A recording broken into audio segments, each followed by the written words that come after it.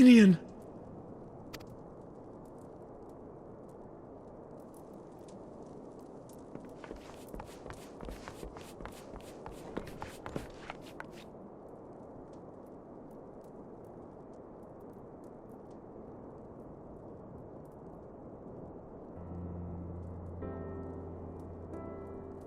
Cease your mewling, boy. It grates my ears.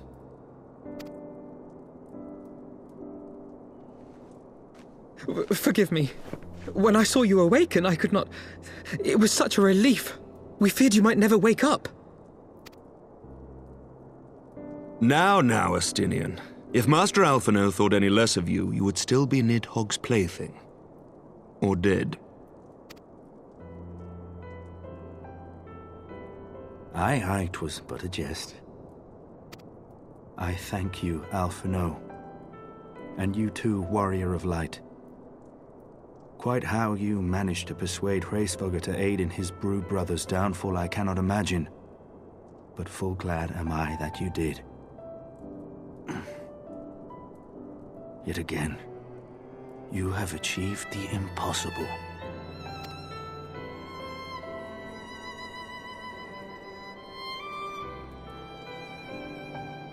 I, for my part, owe you an apology. When last we met, I did willingly loose an arrow at your heart. Can you forgive me? There is naught to forgive, Hameric. You but acted in defense of Ishgard as is your duty. Were you any less single-minded about it, I would not follow you into battle, nor trust you at my back. Besides, I had come to the selfsame conclusion, that I would have to perish for Nidhogg to be stopped. So let us dispense with the hand-wringing. I have heard enough mewling for one day. Oh!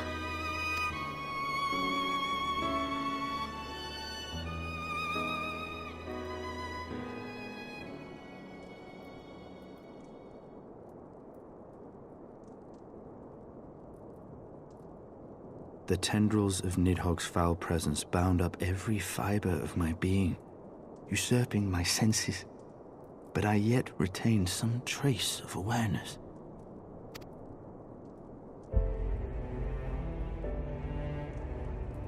The worm's mind was as a vast and tumultuous sea. Endlessly its black waters churned, his grief and despair at Ratatoska's murder never calming, never receding. Driven by this surging current came wave upon wave of unrelenting rancor.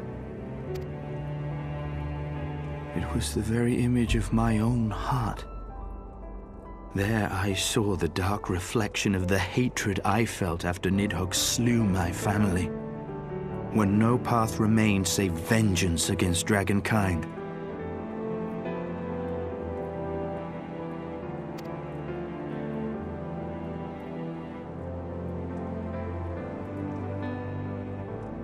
Neither one of us had a choice. But I was blessed with something Nidhogg was not. Comrades and teachers to console and admonish me.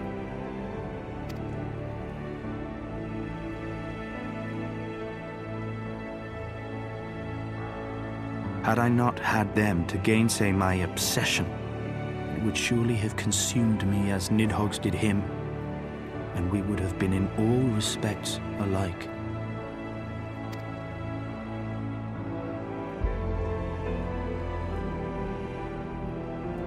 Though his shade is banished, his spirit scattered upon the sea of clouds, I feel no joy at his passing. Where once I craved vengeance, I now crave rest.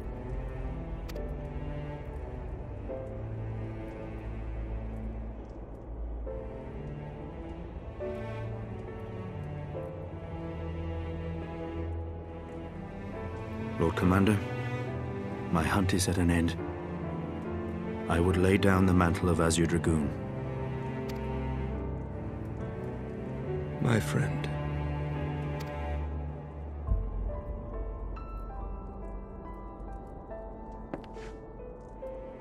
He has tired himself with too many words. I doubt not that he will make a full recovery, but he must be allowed some few days of quiet.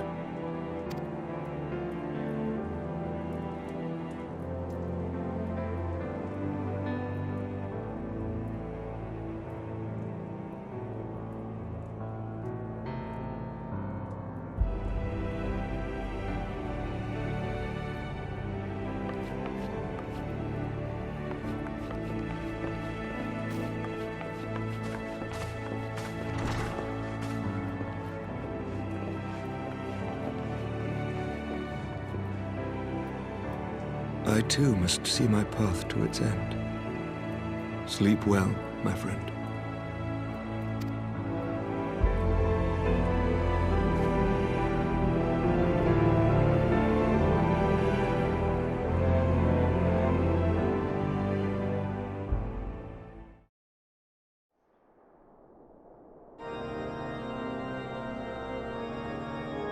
Following the battle with Nidhogg on the Steps of Faith, Sir Emeric called an assembly that he might make his final proclamation as acting head of state.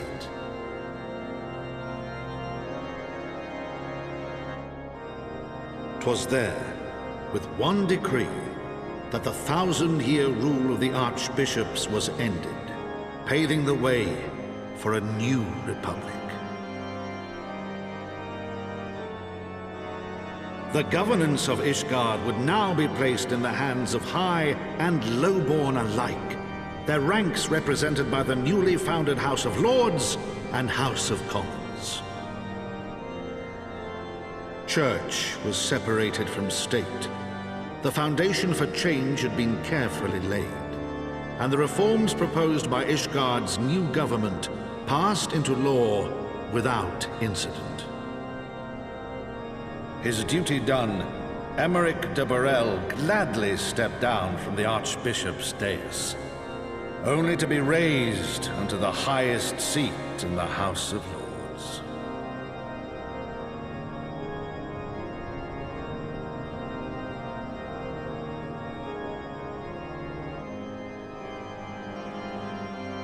Though he strove at first to refuse this honor, the unexpectedly strident voice of the Count de Durandare left him little choice but to accept.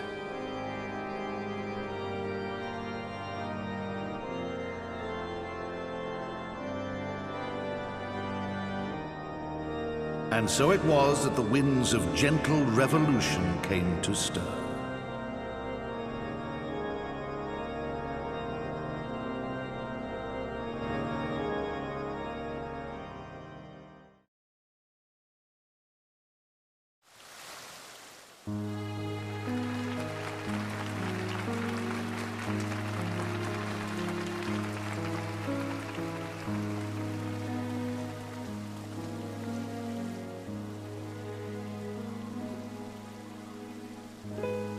Prominent among the many honored guests at Sir Emeric's investiture were the ambassadors of Dragonkind, a fitting symbol of Ishgard's newfound peace.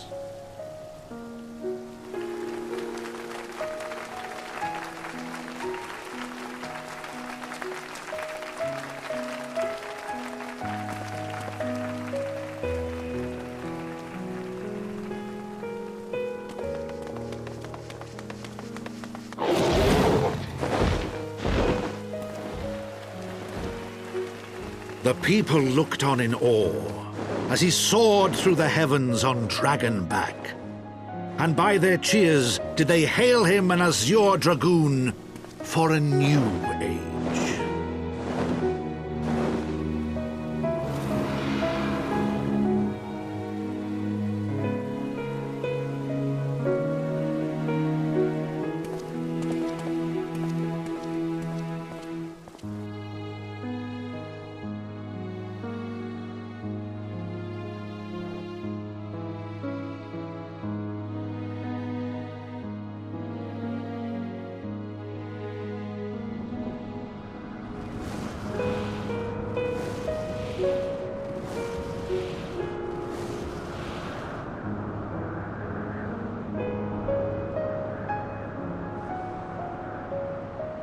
Thus were the notes of the dragon song rewritten, the din of war giving way to a rising litany of peace and hope.